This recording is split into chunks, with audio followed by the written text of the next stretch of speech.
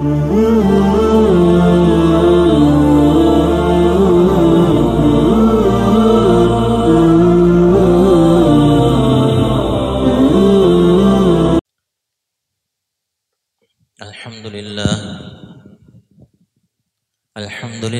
नहमदुहु व नस्तईनुहु व नस्तगफिरुह व नु'मिनु बिही व नतवक्कलु अलैहि व नऊज़ु बिल्लाहि मिन शुरूरि अनफुसिना व मिन सय्यिआति अअमालिना मन यहदिहिल्लाहु फला मुज़िल्ल लहु व मन युज़लिल्हु फला हादिय लहु वनशहदु अल्ला इलाहा इल्लल्लाहु वहदहु ला शरीका लहु वनशहदु अन्न सय्यिदना व मौलाना मुहम्मदन अब्दुहु व रसूलुहु अम्मा बअद फ़अऊज़ु बिल्लाहि मिनश शैतानिर रजीम बिस्मिल्लाहिर रहमानिर रहीम वलनब्लुवन्नकुम बिशैइन मिनल खौफ़ि वल जू'i व नक़्सिम मिनल अम्वालि वल अनफ़ुसि वस्समरात व बश्शिरिस साबिरीन। सदक़ल्लाहु मौलानल अज़ीम व सदक़ रसूलुहुन नबियुल करीम व नहनु अला ज़ालिका लमिनश शाहिदीन वश्शाकिरीन वल्हम्दुलिल्लाहि रब्बिल आलमीन। मेरे मोहतरम दोस्तों और बुज़ुर्गों, जितने भी इंसान हैं वो दो तरह से ज़िंदगी गुजार रहे होते हैं। उन दोनों सूरतों में से कोई ना कोई एक सूरत ज़रूर पेश आ रही होती है उन्हें। या तो इंसान खुशहाली की ज़िंदगी गुजार रहा होता है और या इंसान तंगदस्ती से ज़िंदगी गुजार रहा होता है। लेकिन बहुत से लोगों को खुशहाली और तंगदस्ती की तारीफ़ में गलती लग जाती है, इसको समझने में गलती लग जाती है कि खुशहाल कौन है और तंगदस्त कौन है। चूँकि हर बंदे ने एक अपना तसव्वुर कायम किया होता है, उस तसव्वुर के मुताबिक अगर उसको मिल रहा है तो अपने आप को खुशहाल समझ रहा है, और अगर नहीं मिल रहा तो वो अपने आप को तंगदस्त समझ रहा है। हालांकि शरीयत की नज़र में ये बिल्कुल गलत है, क्योंकि बहुत सी ख्वाहिशात ऐसी होती हैं कि जिसको इंसान ने अपनी खुशहाली के साथ लाजिम मलजूम किया हुआ है कि अगर ये मेरी ख्वाहिशात पूरी होंगी तो फिर तो मैं खुशहाल हूँ। हालांकि ऐसा नहीं है। अगर कोई बंदा किसी का मोहताज नहीं है तो वो खुशहाल है। अगर कोई बंदा किसी का मोहताज नहीं है तो वो खुशहाल है शरीयत की नज़र में। उसको 3 वक्त का खाना मिल रहा है, वो खुशहाल है भाई। उसने खुद पेट भर लिया, अपने बच्चों को खिला लिया है, वो खुशहाल है। उसको छत मिली हुई है, चाहे किराए की क्यों ना हो, वो खुशहाल है। छत के नीचे इज्जत से रह रहा है वो। उसको बीमारी नहीं है, ऐसी बीमारी नहीं है कि किसी का मोहताज हो जाए, वो बंदा खुशहाल है।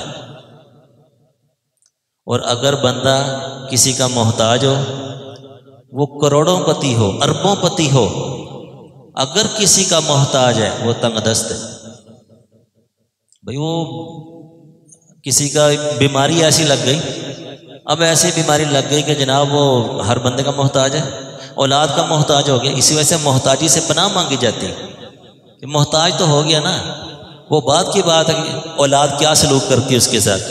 मोहताज तो हो गया, बीमारी लग गई, वो मोहताज हो गया, वो अरबोंपति होने के बावजूद भी तंगदस्त हो गया। हमने इसी को तंगदस्ती समझा हुआ है कि जनाब अगर माली कमज़ोरी है तो तंगदस्त है। बस खुशहाली क्या है कि दुकानें किराए पर हों, प्लाजे किराए पर हों, हर महीने किराया आता रहे और मैं ठाठ से ज़िंदगी गुजारूँ, ये खुशहाली है। हम सब अल्हम्दुलिल्लाह खुशहाल बैठे हुए, अल्लाह का शुक्र है खुशहाल बैठे हुए। अब अल्लाह ताला ने हर बंदे के साथ जो भी जैसे भी ज़िंदगी गुजार रहा है वो उसके मुतल्लिक हुक्म नाजिल फरमाए हुए हैं। अल्लाह ताला ने मुसलमानों को ऐसे आज़ाद नहीं छोड़ा, आज़ाद जो छोड़ा दुनिया के अंदर वो काफिर है। काफिर है ना, उन्होंने तो अल्लाह को माना ही नहीं, इस्लाम जानते ही नहीं। दुनिया में वो आज़ाद है। अद्दुनिया सिजनुल मुमिन व जन्नतुल काफिर, ये मोमिन की कैद खाना है क्योंकि यहाँ पाबंदियाँ हैं, और काफिर की जन्नत है। अब दो ही सूरतें, या मन चाही गुजार लो या रब चाही। काफिर ने मन चाही गुजारनी, जो उसके दिल में आ गया उसने वो काम करना है। और रब चाही क्या है कि मुसलमानों पर पाबंदियाँ।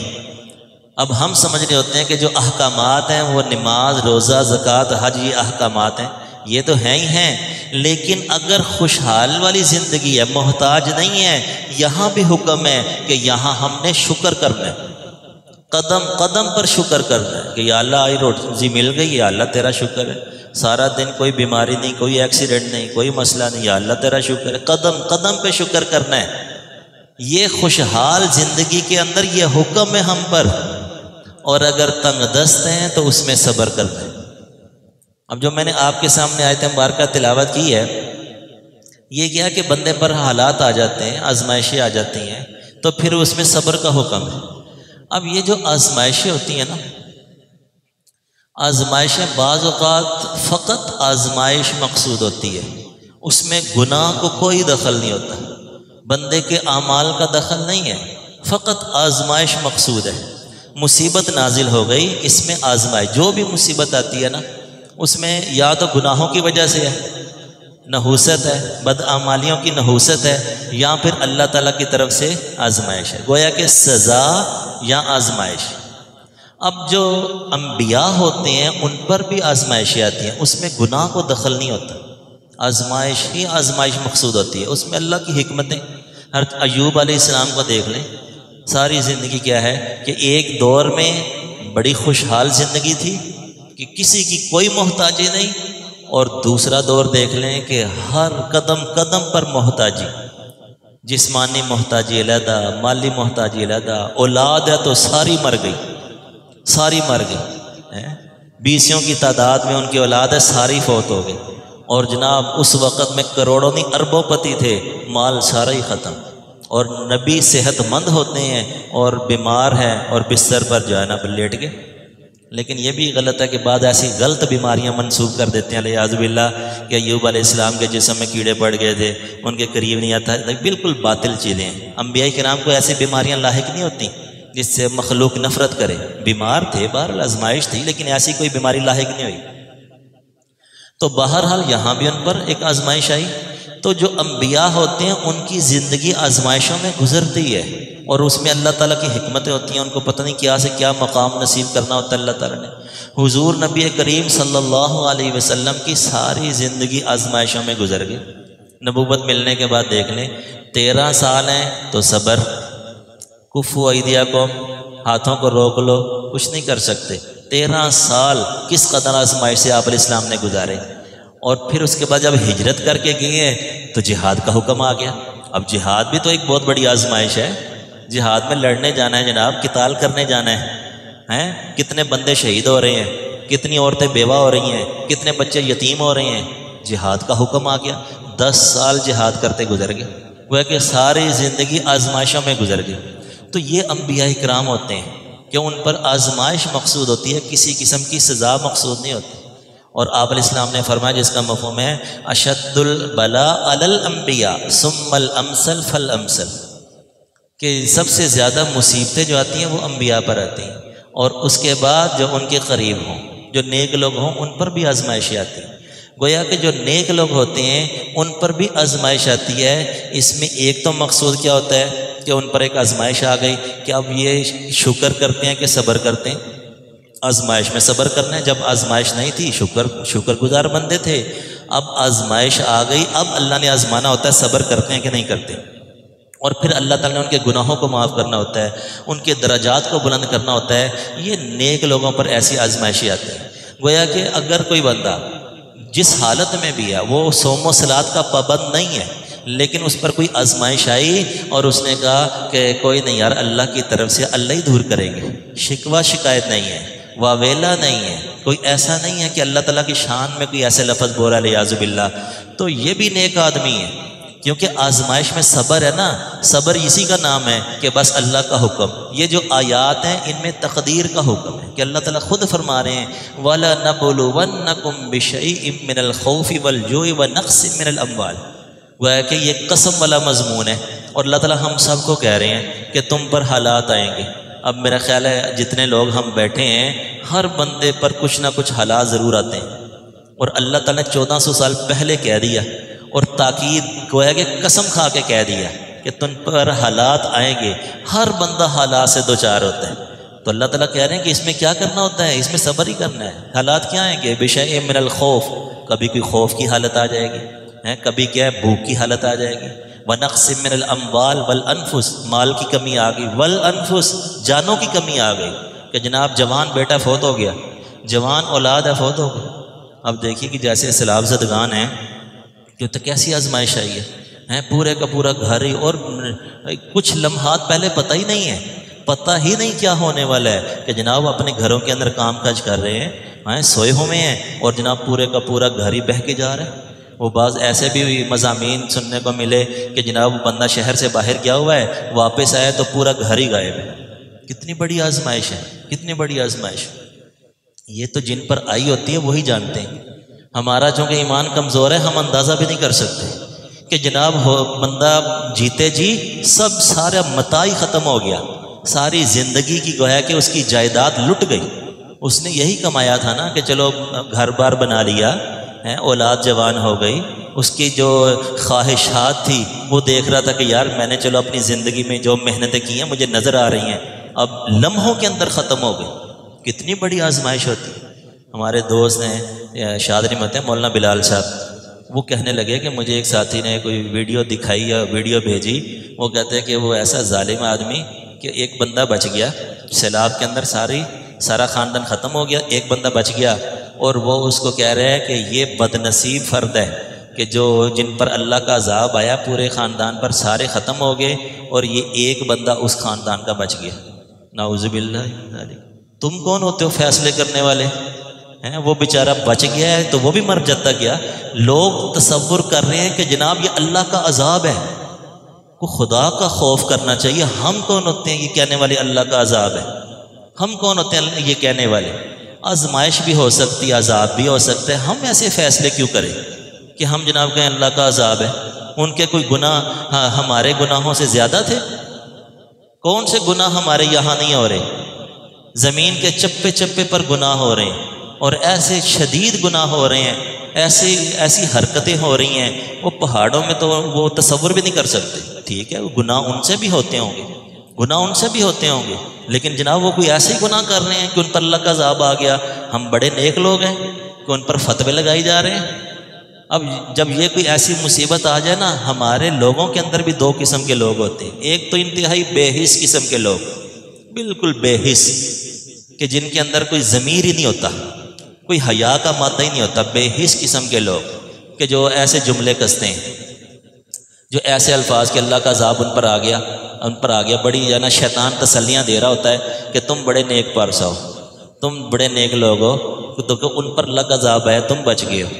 ये तो शैतान के जो है ना वसवसे होते हैं। तो बेहिस किस्म के लोग होते हैं और बाज़ ऐसे साथी होते हैं कि वो बेचारे इस कदर जो है ना एहसास करते हैं कि मायूसी का शिकार हो जाते हैं, मायूस हो जाते हैं कि जनाब जो है ना अल्लाह ताला का मुसलमानों पर ही अज़ाब आना है। इधर फ़लस्तीन को हम देख लें, फ़लस्तीन में क्या कुछ नहीं हो रहा और कितना लंबा अरसा हो गया, यहाँ तक कि पहले बमबारी से शहीद हो रहे थे और अब भूख से शहादतें हो रही हैं। अब देखिए कि ये बहुत से मामलात ऐसे होते हैं कि जिसमें जो हमारे बस में नहीं है। इस बारे में अल्लाह ताला ने फैसला कुन आयत मुबारक एक नाजिल फरमा दी कि बंदों का ईमान बढ़ जाए, कि बंदों का ईमान तकदीर पर भी होना चाहिए, बेहिसी भी ना हो, मायूसी भी ना हो और तकदीर पर पुख्ता ईमान हो। सूरह हदीद की आयत नंबर 22 है जिसमें अल्लाह ताला फरमाते हैं मा असाबा मिन मुसीबतिन फिल अर्दि वला फी अनफुसिकुम, कि ज़मीन में कोई भी मुसीबत आती है, कोई ज़लज़ला आ गया, कोई सैलाब आ गया, कोई भी ज़मीन में मुसीबत आ गई, वला फी अनफुसिकुम, या तुम्हारी जान में कोई मुसीबत आ गई, कोई तकलीफ़ आ गई, कोई तुम्हारा बिल्कुल ऐसा जिगर का टुकड़ा मर गया, फौत हो गया, एक्सीडेंट हो गया, या वैसे कोई बीमारी लाहिक हो गई कि जनाब चेकअप करवाया, पता चला कि जनाब कैंसर है और आखिरी स्टेज पे पहुंचा हुआ है, कोई भी तकलीफ़ हो सकती है। अल्लाह ताला फरमाते हैं कि ज़मीन में आफत आ जाए या तुम्हारी जान में कोई आफत आ जाए, इल्ला फ़ी किताबिम मिन क़ब्ल अन नब्रअहा, इस आफत के आने से पहले ही अल्लाह ताला ने लोहे महफूज में लिखवा रखा था कि इस वक़्त में ये आफत आएगी। इन्ना ज़ालिका अलल्लाह यसीर, ये अल्लाह ताला पर बड़ा आसान है। अल्लाह ताला आलिमुल गैब है, अल्लाह ताला अज़ल से ही जानते हैं। अब तुम्हें इसलिए बतलाया जा रहा है लिकाई ला तअसौ अला मा फातकुम, कि तुम इस कदर अफसोस ना करो कि मायूस ही ना हो जाओ, अला मा फातकुम, कि जो मुसीबत पहुंची तुम पर, ज़मीनी मुसीबत या जान में कोई मुसीबत आ गई, माली मुसीबत आ गई, तो ऐसा ना हो कि तुम मायूस ही हो जाओ। लिकाई ला तअसौ अला मा फातकुम, कि तुम अफसोस करते जा रहे हो कि कज़ा और तकदीर का भी नहीं मान रहे, गोया कि बंदा उसका भी इनकार कर बैठे, या ऐसा है कि बंदा मायूसी की हालत का शिकार हो जाए, ऐसे ऐसे जुमले कसना शुरू कर दे। तो अल्लाह ताला पहले बता रहे हैं कि जो भी आफतें, जो भी मुसीबतें मिन जानिबिल लतह हैं, वो आनी ही आनी है। अलबत्ता अगर कोई मुसीबत आ जाती है, कोई आजमाइश आ जाती, तो हमें क्या करना है।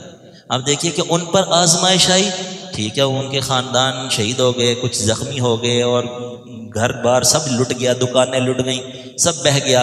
एक आजमाइश उन पर है, उससे बड़ी आजमाइश हम पर भी है कि ये क्या करते हैं, हम क्या करते हैं कि बेहिसी की ज़िंदगी गुजारते हैं। हुजूर तो फरमा रहे हैं अल मुमिनून कल जसदिल वाहिद, इन इश्तका ऐनहु इन इश्तका कुल्लुहु, औ कमा क़ाल अलैहिस्सलातु वस्सलाम, कि मोमिन एक जसद की मानिद होते हैं कि अगर बाज़ हिस्सा दुखता है तो उसका सारा हिस्सा ही बेचैन हो जाता है। सर में दर्द है, सर में तकलीफ़ है, सारा जिस्म बेचैन है। अगर कोई और मसला पैदा हो गया, सारा जिस्म बेचैन हो जाता है। तो अब अल्लाह ताला की आजमाइश हम पर भी है, सिर्फ उन पर नहीं है कि हमने क्या करना है। देखिए कि जब सहाबा किराम के दौर में ऐसे कोई हालात आ जाते, कोई ऐसी मुसीबत आ जाती, कहत आ जाता, हज़रत उमर फ़ारूक रज़ी अल्लाह तआला के दौर में जब कहत आया तो उन्होंने, चूँकि वो हाकिम थे, हुक्मरान थे, तो बैतुल माल के दरवाज़े खोल दिए, बैतुल माल से जो था तकसीम कर दिया, पूरा नहीं हो रहा। और उसके बाद फिर क्या कह रहे हैं, सूबों में जो है ना खतूत भेज रहे हैं कि मदीना वालों पर ये हालात आ गए हैं, तुम इनके मरने का इंतज़ार कर रहे हो, तो जो तुम्हारे बस में है भेजो इनके पास। तो गोया कि असल तो ये हुक्मरानों का काम होता है, लेकिन उसके बाद हर मुसलमान की जिम्मेदारी भी होती है। अगर वो हुकूमत वक़्त नहीं कर रही तो वो वबाल उन पर है। हमारी भी जिम्मेदारी है कि हम क्या कर रहे हैं। रज़ाकाराना तौर पर अपने आप को पेश कर सकते हैं, बहुत अच्छी बात है कि जाके उनकी इमदाद की जाए, या कम से कम क्या है कि माली ताउन किया जाए। हमारे अंदर माशाल्लाह जितने भी अहबाब हैं, कोई 100 रुपया, 500, 1000, 2000 तो तकरीबन सारे ही साथी दे सकते हैं। तो इतनी भी बेहिसी नहीं होनी चाहिए कि जनाब उन पर आफत आई है, मुसीबत आई है, या बंदा ये कहे कि यार हो ही रहा है ना, बस ठीक है। तो देखो को हो रहा है, वो अल्लाह की मखलूक, अल्लाह जाने उसकी मखलूक जाने, वो तो हो ही रहा है। हमने क्या किरदार अदा किया, गोया कि वो उन पर आजमाइश आई, जिन्होंने सब्र किया वो कामयाब हो गए, और उनकी वजह से हम पर भी आजमाइश आई कि इनको भी आजमाया कि इन मुसलमानों ने क्या किया है। तो अगर हमने कुछ ना किया तो हम नाकाम हो। तो एक तो ये कि ऐसे मामलात हों तो सब्र से काम लेना चाहिए, ना तो बेहिसी हो और ना ही मायूसी हो, कोई ऐसा शिकवा शिकायत अल्लाह ताला की ज़ात पर हो। और इसी तरह जिस दर्जे में हो सकता है, या तो जानी तावन जाकर रज़ा करना खिदमत की जाए, यूँ भी हो सकता है, यूँ नहीं कर सकते तो किसी दर्जे में माली तावन, माली खिदमत तो ज़रूर की जाए। इसमें बहुत से मुस्तनद इदारे हैं, अल खिदमत फाउंडेशन है, वो भी वहाँ पहुँचों में खिदमत कर रहे हैं। इसी तरह ये दारुत तकवा ट्रस्ट जो है चुबुर्जी वाले, ये भी वहाँ पहुँचों में हैं। और भी कई मुस्तनद इदारे हैं, इदारों के ज़रिए जिनको आप जानते हैं उनके ज़रिए से तावन किया जाता है।